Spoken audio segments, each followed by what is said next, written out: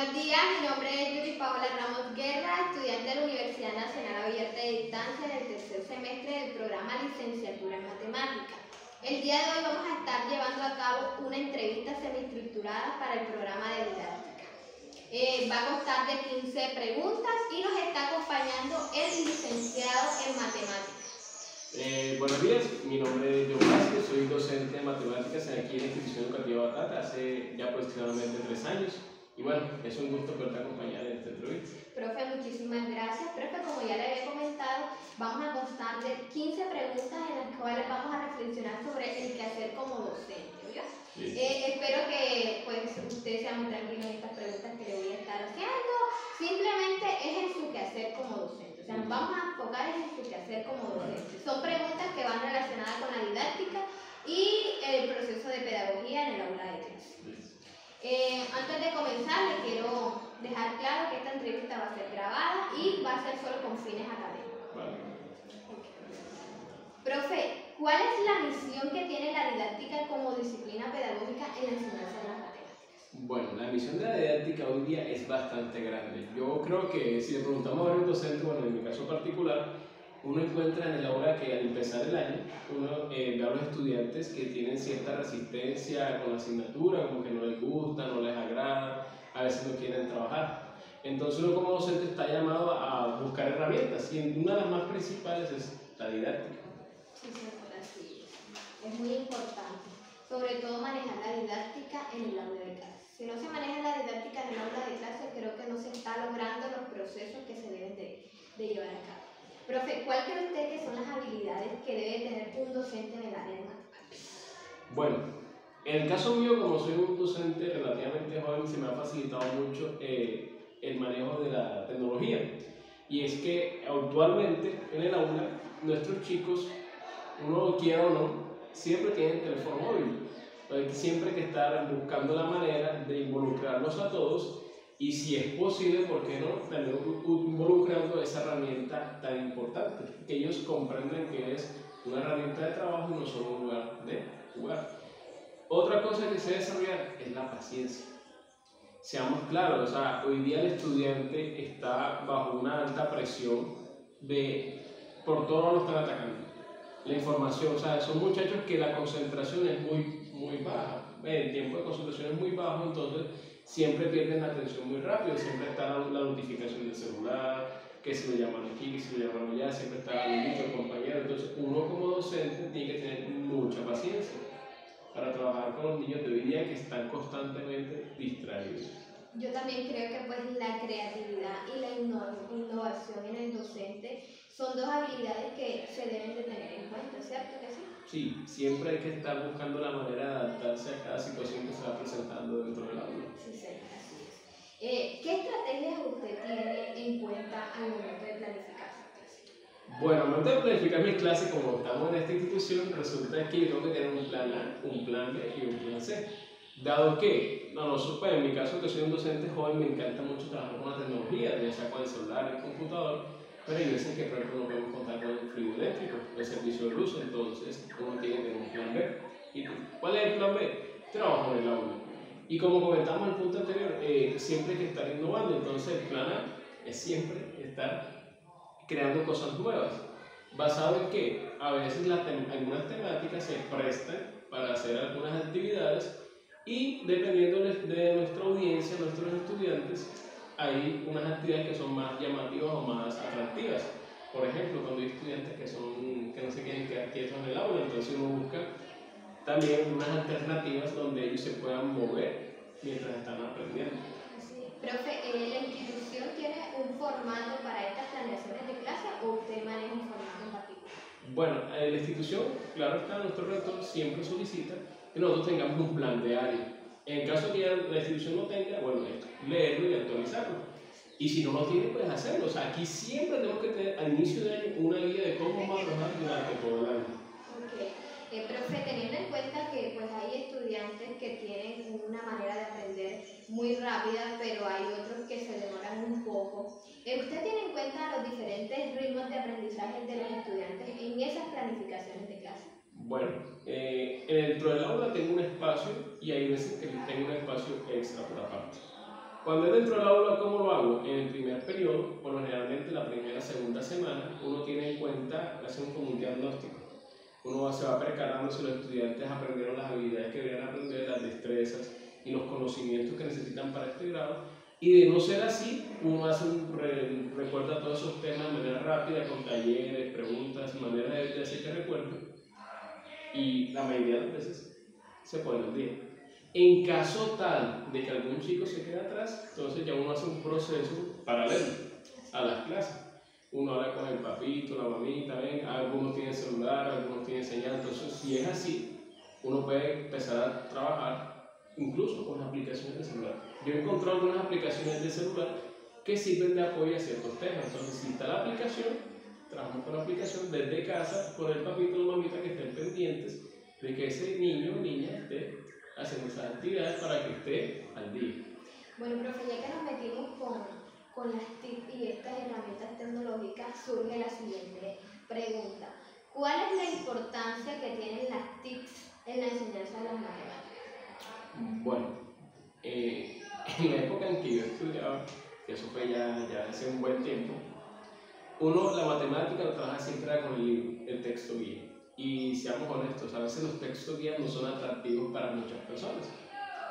Estos chicos hoy día me encanta, estamos por ejemplo en estos últimos 5 años más o menos, estamos en esa moda de los videos cortos. Y profe, si usted de pronto llega a incursionar o llega a buscar, se va a encontrar que hay creadores de contenido que tienen, uno, información para uno como docente, y hay otros que tienen información para los estudiantes sobre algunas temáticas. Entonces, una tip, por ejemplo, puede ser que trabajar videos cortos, que el estudiante los cree o los busque relacionado con una temática.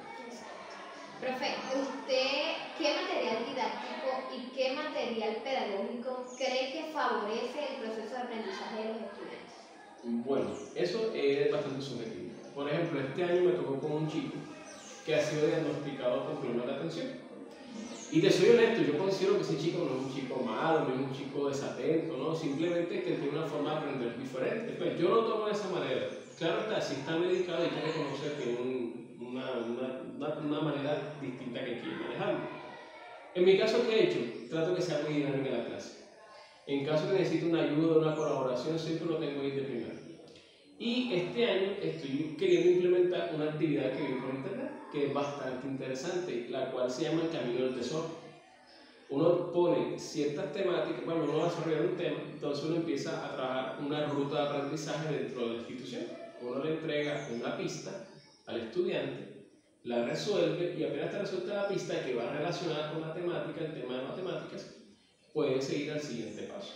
Entonces uno puede hacer 5 a 8 estaciones, por ejemplo, y al finalizar la jornada gana el grupo de niños que haya logrado primero resolver esos acertijos relacionados con la temática. Sí, que es interesante. Me gustaría que en un momento lo podamos implementar. Bueno, profe, ¿qué es lo que más a usted le gusta del sistema educativo de Colombia? Bueno, antes que nada hay que estar agradecidos porque digamos que uno como docente cuando llega a una institución a uno le gustaría saber qué temas dar, qué temas abordar. De pronto hay temas que no se deben abordar o no son tan primordiales, otros que sí.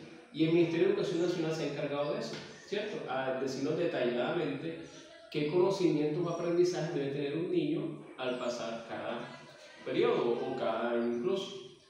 Entonces me encanta esa parte. Pero bueno, seamos claros, en la actualidad, ¿cómo les decimos? El Ministerio de Educación Nacional es un ente reactivo. Ellos ven un cambio, una necesidad e inmediatamente actúan para ajustarse a ese cambio. A uno como docente le toca a veces adaptarse antes porque uno es el que está viviendo esa realidad, ese cambio dentro del aula. Entonces, lo hacen muy bien, el Ministerio de Educación Nacional hace lo mejor que puede y bueno, y uno como docente colabora de mantener todo el proceso de aprendizaje andando al 100% hasta que se hagan los ajustes pertinentes del Ministerio. Profe, yo me imagino que usted, pues, para realizar sus estudios en este área en específico, algo tuvo que haberle llamado la atención, ¿cierto? Bueno, la verdad es que, como decíamos al inicio, a veces es un reto. Es un reto bastante grande, no para uno, porque a nosotros como, bueno, en mi caso, si tú que estás estudiando para ser licenciado en matemáticas, a uno se le dan muy fácil estos temas y a uno le encanta. pero hay un reto. Se vuelve un reto bastante grande con los niños chicos. Y eso es lo que a mí me motiva, por ejemplo, el uno llegar a una aula de clase, uno hacer un diagnóstico, ver que de pronto solo 10 chicos están al día, 5 están ahí, y los demás de pronto eso no quieren trabajar en un salón de 40 o 30. Entonces, para mí es motivante al finalizar el año poder ver cuántos están motivados, cuántos se nivelaron, cuántos están mejorando. Y sí, me apasiona eso, o sea, que el estudiante llegue a mí y cuando el estudiante se va a ir, que es al final del periodo, se vaya mucho mejor de cómo llegó. Sí, es muy buena esa parte. Profe, ¿me puede mencionar algunas estrategias didácticas que permitan que los estudiantes mejoren su aprendizaje en este área en específico? Bueno, creo que lo alcanzamos a tocar un poquito antes, porque de verdad es algo que hago en mi quehacer diario. A mí me gusta mucho el trabajo en el aula con celular, ¿sí? En algunos casos puntuales hay aplicaciones, entonces uno busca, obviamente en esta institución es un poco complicado porque algunos niños tienen el celular, otros niños no lo tienen. Entonces algo complicado a veces, entonces yo me apoyo en dividir. Pero en caso tal de que lo tenga, entonces uno forma grupitos y uno coloca, por ejemplo, aquí en el tablero uno puede desarrollar una actividad, coloca algo que es desenvolverse y cuando los niños no saben, uno dice, bueno chicos, vamos a buscar en internet, vamos a buscar en tal parte. Y uno va poco a poco acompañándolos a buscar. Y eso les parece curioso a ellos. ¿Por qué? Porque ellos están acostumbrados a que el celular solo es para jugar y no saben la herramienta tan poderosa que tiene. No les hagan provecho. Y saben, profe, a veces no saben que lo curioso, a veces los chicos acá no tienen calculadora. Y no saben que el celular tiene una calculadora. Y uno a veces los pone a utilizarla y no saben. No saben utilizarla. Entonces uno como docente también está llamado, obviamente uno quiere que el niño sepa sumar, restar, multiplicar y dividir, pero en ciertos grados ya es momento de que el estudiante se apoye en las herramientas, a la hora de hacer funciones, a la hora de hacer un volumen de un cuerpo, ¿cierto? Hallar el volumen, hay calculadoras en internet que nos ayudan a apoyarnos en ese proceso. Entonces es bueno acompañar al estudiante que las vaya conociendo y que las maneje correctamente. ¿Cuál ha sido el mayor reto a la hora de transmitir conocimientos en este área? Bueno, es de todo un poco, en especial cuando uno inicia, ¿cierto? La matemática es algo secuencial. No evaluamos directamente cosas que se aprendieron antes, pero por lo general, casi todos los conocimientos que se han adquirido con anterioridad son cruciales e importantes para entender los temas que vienen. Entonces, el principal reto grande que me he encontrado es que algunos de estos chicos han sido promovidos, pues, como tú bien sabes, hay una calificación de 0 a 5 o de básico hasta superior. Y bueno, entonces hay notas donde el estudiante supera, logra, pero a veces quedan ciertos vacíos. Entonces uno tiene que trabajar a veces en esos vacíos y identificarlos, sobre todo porque el estudiante a veces cuando no entiende se frustra y se cierra. Entonces uno a veces nota que el estudiante cerró el cuaderno, no siguió toda la punta, y otro estudiante que queda mirando lejos. Y a veces no es que el niño sea desatento, no es que el niño sea que no quiere prestar atención, es que él se frustra porque no tiene algunas herramientas. Entonces, en lo personal para mí, ese ha sido un reto muy grande. Lograr identificar y acompañar a esos estudiantes que en ciertos temas o ciertas temáticas sienten alguna falencia y que no se frustren, que ellos sigan sintiendo que son capaces. Profe, sabemos que pues cada día se puede mejorar la enseñanza y que no somos perfectos en el aula de clase. ¿Usted qué considera que debería mejorar o cambiar en este proceso de enseñar matemáticas? Bueno, es bastante cómico porque uno como docente, seamos honestos, uno maneja un poquito de ego, ¿cierto? Pero bueno, yo de mi parte trato todos los días de lo mejor posible y trato de entrar, salir del aula de una manera satisfactoria. ¿Qué es algo para mí satisfactorio? Que voy a dar una temática y que la mayoría de los niños estén interesados y que avancen en su conocimiento. Pero seamos claros, a veces es difícil analizar un proceso mirando solo un día. Entonces cuando pasa el periodo y uno nota, bueno, que estos estudiantes no aprobaron, ¿qué está pasando? Cuando pasa el segundo periodo, entonces incluso cuando pasa el año lectivo, uno hace un balance general de todo el año y uno se empieza a mirar, bueno, ¿en qué puedo mejorar? ¿En qué estoy fallando? Esto lo estoy haciendo bien, pero puedo hacerlo mejor. ¿Qué pasó este día? A veces incluso me gusta llevar un diario. Yo normalmente llevo un diario de los hechos más relevantes durante el año, porque uno cuando uno puede desconfiar de la mente, que la mente a veces le juega unas malas jugadas a uno. Entonces yo hago un diario de eventos importantes para que al finalizar el año yo tenga la oportunidad de revisarlos y cuando los revise pueda sacar unas mejoras más aterrizadas, más objetivas a lo que en realidad yo necesito mejorar el año siguiente. ¿Qué técnicas pedagógicas usted en el área de matemáticas utiliza para tener en cuenta los criterios de evaluación de cada uno de sus estudiantes?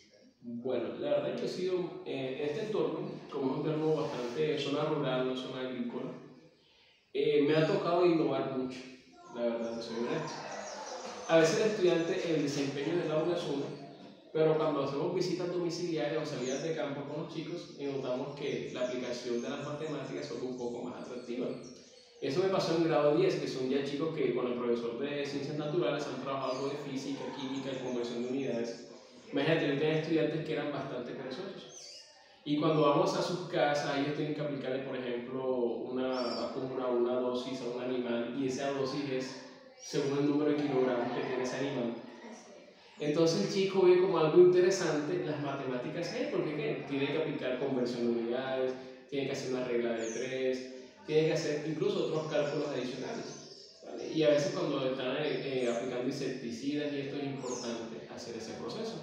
Entonces yo para aplicar esos criterios he hecho el esfuerzo adicional, en algunos grados cuando se puede, de hacerlo también fuera del aula, no solo dentro del aula, porque ahí los chicos tienen siempre la pregunta grande que le hacen los profe, ¿esto para qué me sirve? Entonces siempre es importante dar respuesta a todas esas inquietudes y sobre todo aplicarlo a la vida diaria. Y qué bonito, por ejemplo, usted cómo logra contextualizar ese aprendizaje que ellos obtienen en el aula de clase, cómo lo puede llevar a su cotidianidad. Sí, a veces no es sencillo, pero cuando se puede es algo muy bonito. Porque los mismos estudiantes, uno a veces llega, va a hacer la actividad y de pronto uno queda como excluido. Ellos quedan trabajando y motivados y uno nada más queda observando. O sea, ya el rol de docente ahí como que momentáneamente desaparece y ellos toman la batuta y van adelante y hacen sus propias actividades. Bueno, profe, hablando de aprendizaje autónomo, quiero pasar un poquito al aprendizaje colectivo. ¿Cómo usted puede lograr que este aprendizaje colectivo se pueda llevar a cabo en el aula de clase cuando se trabaja en el área de matemáticas? Bueno, dentro de mi método de evaluación está también el taller en clase. Ustedes en clase lo hago de manera grupal. Y lucho mucho con los estudiantes. Primero, hay que darles las herramientas apropiadas. A veces los estudiantes consideran que cuando hay grupos de 4, uno describe y los otros miren. Y a veces termina uno haciendo todo y los otros miran. Entonces uno los educa, chicos, si son 4 puntos y son un grupo de 4, cada uno toma un punto. Toma el que se sienta más cómodo y trabaja. Es un reto porque siempre hay quejas. Profe, usted no hizo, usted hizo menos, o de pronto uno prepara una exposición en grupo, el estudiante no se pone de pie, y a veces es un reto. Pero te soy honesto, yo he notado progreso, o sea, yo trato mucho de mirar el progreso durante el año. Hay estudiantes que iniciaron apáticos, que no querían trabajar, que no querían hacer las cosas, y a medida que van pasando las semanas, se van involucrando más en los grupos. Y las quejas de los grupos van disminuyendo a medida que van pasando los periodos. Entonces siempre es un proceso que hay que tenerlo presente porque la inteligencia interpersonal nunca puede quedar fuera del aula. Que el estudiante sepa interactuar con otro estudiante, así no le caiga bien. Así es. Bueno, ¿qué metodologías tiene usted en cuenta a la hora de colocar en práctica estos conocimientos en los estudiantes en el área de matemáticas? Bueno, vamos a especificar. ¿Qué metodología usted tiene en cuenta a la hora que de pronto el estudiante pueda relacionar la práctica o la teoría que tiene en el aula y la práctica que puede llegar a tener en ese área de matemáticas? Bueno, ya hemos mencionado un caso particular ahorita. Con los estudiantes, ¿qué sucede? Ellos son muy... Me ha pasado el caso de que a veces no vienen a trabajar porque se quedan trabajando. No vienen a estudiar porque se quedan trabajando. Entonces esos estudiantes hay que hacer una encuesta con ellos, dialogar con ellos, ver qué actividad están haciendo. Y en base a esa actividad yo he hecho una pequeña adaptación cuando hago quizzes. A veces hago incluir una preguntita puntual donde ellos pongan en práctica ese conocimiento. Por ejemplo, ellos me dicen que ellos van, por ejemplo, a apilar arroz. Entonces uno les pregunta cuántos kilos salen, en cuántas hectáreas, entonces uno empieza a trabajar con ellos ciertas unidades numéricas. Entonces, si yo tengo tantos trabajadores que están apilando, ¿cuántas horas me va a tomar apilar esta cantidad de rosas? Eso es para hacer regla de 3, regla de 3 inversa, regla de 3 compuesta. Entonces uno empieza a hacer esos juegos dependiendo de las actividades que hacen los estudiantes en su día a día. Y eso me parece hasta cierto punto atractivo, porque ellos no siempre son los que van a apilar arroz, sino que algunos de ellos, sus familias se encargan de administrar la finca. Entonces, con esos cálculos pueden conocer cuántas personas trabajando necesitan para recoger una cosecha en un día. Profe, ¿considera usted que es importante tener en cuenta las herramientas tecnológicas para el aprendizaje de los estudiantes? Creo que esta pregunta se repite, sin embargo es bueno enfatizar en esa importancia que tienen las tecnologías en nuestra actualidad. Bueno, siendo honestos, hoy día solo contamos con celular en esta aula. Pero digamos que es más fácil que lleguen otros dispositivos móviles o tecnológicos que se vaya el celular. Y me imagino que en algunos colegios habrán chicos con reloj inteligente, por ejemplo. Entonces yo considero que es muy importante que ellos conozcan, porque esto es algo que llegó y no se va a ir. Entonces algo muy importante que ellos aprendan a utilizarlo no solo como una herramienta de comunicación y entretenimiento, sino también como una herramienta de conocimiento. Ok, profe, bueno, ya para finalizar me gustaría preguntar lo siguiente. ¿Cómo se pueden fortalecer los conocimientos en estos estudiantes que a la hora de aprender presentan alguna dificultad? Bueno, cada caso es particular, ¿cierto? En caso de que el papá o mamá tengan teléfono, en esta zona rural hay que consultar con la familia. Si en su casa cuentan con plantas para ver si hay cierta fluidez de energía eléctrica, si tienen teléfono inteligente y si toman señal, porque se ha dado el caso de que en la casa no toman señal y les toca salirse afuera. A mí me gusta trabajar mucho de la mano en la casa, ¿cierto? Y si se puede consolar mejor, hay aplicaciones que permiten hacer seguimiento. A mí me gusta mucho una que se llama Kahoot, que no la puedo aplicar dentro de mi aula porque no todos los celulares tienen, no todos los niños tienen celulares, pero digamos que por ejemplo yo puedo abrir un quiz y le doy una contraseña al estudiante y él en un momento de la tarde lo va a intentar resolver. Y entonces yo voy midiendo si el estudiante me está trabajando o no y qué tan bien está yendo con los conocimientos que está trabajando aquí en el aula. Entonces, más que, uno quisiera pronto entenderse en algunos temas, a veces no se puede, entonces lo que hacemos es hacer un seguimiento desde casa. Si se puede con el papá o la mamá o el mismo estudiante que se compromete, porque hay estudiantes responsables que no les dejan una actividad y ellos cumplen con hacerlo.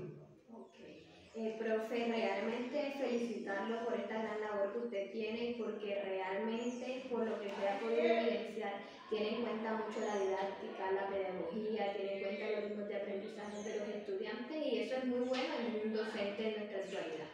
De antemano, profe, le agradezco mucho su tiempo, su amable participación en esta entrevista, por permitirnos reflexionar sobre su quehacer como docente, podernos apropiar de estos conocimientos, de estas técnicas y estas estrategias que usted tiene, que en su momento pues yo voy a utilizarlas. Me gustaría que en una entrevista próxima usted también me pudiera apoyar y regalarme esa reflexión, ese papel que usted tiene en el aula de clase. Bueno, antes que nada, agradecerte también porque uno como docente siempre está abierto y está a la disposición de ayudar. En este caso nos toca con estudiantes, pero a veces te presenta tu caso de personas que están en ese mismo proceso en el que uno ya ha avanzado un poco y siempre sí es un poco grato, un poco motivante que a uno lo vean. Uno no se considera un ejemplo, ¿cierto? Pero a veces las personas lo ven como que, hey, llevas un proceso.